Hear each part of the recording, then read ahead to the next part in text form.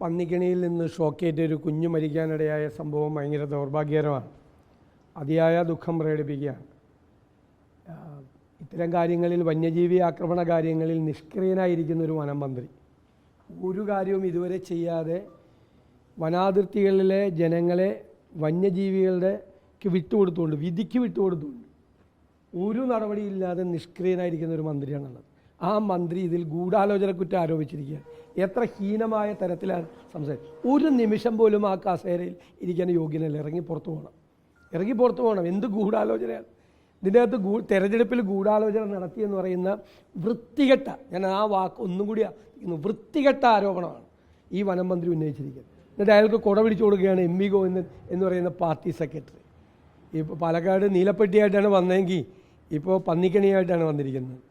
ഇത് ഇത്രയും ഹീനമായ ഒരു ആരോപണം ഉന്നയിക്കാൻ എന്തടിസ്ഥാനത്തിലാണ് ഈ കുഞ്ഞിൻ്റെ മരണം, ആ കുഞ്ഞിൻ്റെ മരണത്തെ സംബന്ധിച്ച് എല്ലാവരും വിഷമിക്കുമ്പോൾ, എല്ലാവരും ദുഃഖിക്കുമ്പോൾ അത് തെരഞ്ഞെടുപ്പിനോട് അതിനെ കൂട്ടിക്കെട്ടുന്ന ഈ ഒരു ഹീനമായ ആരോപണം അത് പിൻവലിക്കണം. അല്ലെങ്കിൽ ഈ മന്ത്രിസ്ഥാനത്ത് നിന്ന് രാജിവെച്ച് ഇറങ്ങിപ്പോകണം.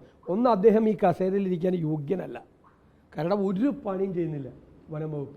വന്യജീവി ആക്രമണങ്ങളിൽ നിന്ന് സംസ്ഥാനത്തുടനീളം വന്യജീവി ആക്രമണം വരികയാണ്.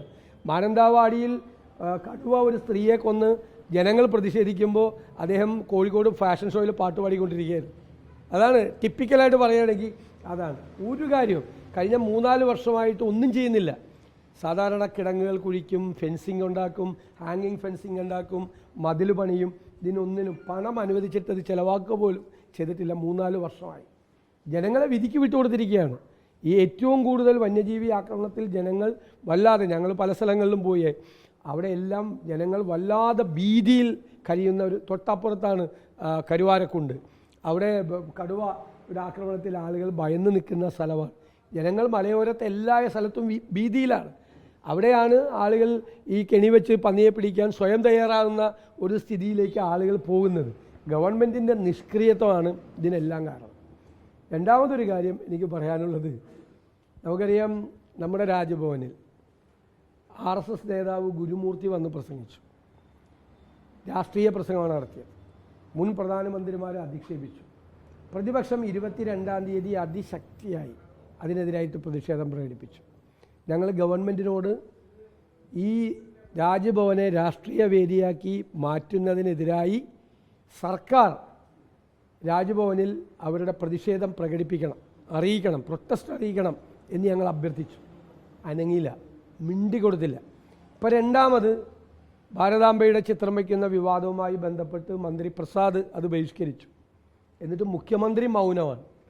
അപ്പോൾ രാജ്ഭവനെ മതപരമായ പ്രചരണത്തിനും രാഷ്ട്രീയമായ പ്രചരണത്തിനും RSSൻ്റെ പ്രചരണത്തിനുമുള്ള സ്ഥലമാക്കി മാറ്റുന്നതിനെതിരായി ഈ സർക്കാർ ശക്തിയായ പ്രതിഷേധം രാജ്ഭവനിൽ അറിയിക്കാൻ തയ്യാറുണ്ടോ? അല്ല, ബാന്ധവമാണ്. ഗവർണറെ കൂടി കൂട്ടിച്ചേർത്തുകൊണ്ടാണല്ലോ നിർമ്മലാ സീതാരാമനെ കാണാൻ പോയത് ഉൾപ്പെടെയുള്ള കാര്യങ്ങൾ. കേരളത്തിൻ്റെ സാമ്പത്തിക പ്രതിസന്ധിയെ സംബന്ധിച്ച് നിർമ്മലാ സീതാരാമനോട് ഒന്നും പറഞ്ഞില്ല. ഗവർണറെ കൂട്ടിക്കൊണ്ട് ചർച്ചയ്ക്ക് പോയതാണ്. BJP CPM രഹസ്യ ബാന്ധവമാണ് കേരളത്തിലുള്ളത്. അതുകൊണ്ടാണല്ലോ ഹൈവേയുടെ കാര്യത്തിൽ കോടിക്കണക്കിന് രൂപയുടെ അഴിമതി നടന്നു, വലിയ കൃത്രിമങ്ങൾ നടന്നു, ക്രമക്കേടുകൾ നടന്നു, എഞ്ചിനീയറിംഗ് പിഴവുകളുണ്ടായി. ഈ സംസ്ഥാനത്താണ് നടന്നത്.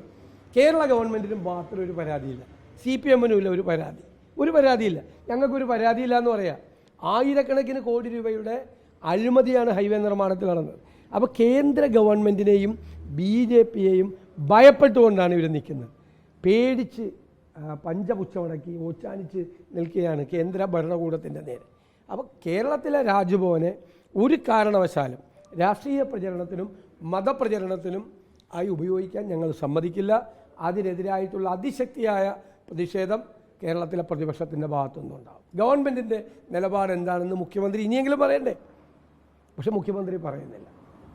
ഈ കുഞ്ഞിൻ്റെ മരണവുമായി ബന്ധപ്പെട്ട് അത് UDF ആണ് അതിനെ രാഷ്ട്രീയമാക്കാൻ വേണ്ടി ശ്രമിച്ചത്. അതാണ് രാത്രി തന്നെ ഈ ഇത്തരത്തിൽ പ്രതിഷേധം തുടങ്ങി അതിൻ്റെ ഭാഗമാണെന്നാണ് പറയുന്നത്.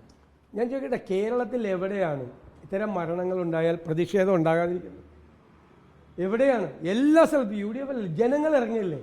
വന്യജീവി ആക്രമണങ്ങൾ ഉണ്ടാകുന്ന സ്ഥലത്ത്, ഇതുപോലെ അപകട മരണങ്ങൾ ഉണ്ടാകുന്ന സ്ഥലത്ത് ആളുകൾ രാത്രി പ്രതിഷേധിക്കില്ലേ?